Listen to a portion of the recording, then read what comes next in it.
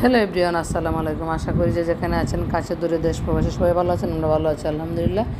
Chicken প্রায় আমি আগে ম্যারিনেট করে গেছিলাম, তো এখন চটজলদি শুধু ভেজে নিব। সময়ও হাতে অনেক কম, তাই পুরো রেসিপি দেখাতে পারি নাই। পরবর্তীতে এর পুরো রেসিপি দিয়ে দেবো ইনশাল্লাহ। তো এখন শুধু ভেজে নিচ্ছি, বড় একটা ভিডিও দেবো ইনশাল্লাহ। চিকেন ফ্রাইয়ের প্রস্তুত প্রণালীর একটা ভিডিও ইনশাল্লাহ পরবর্তীতে দেবো।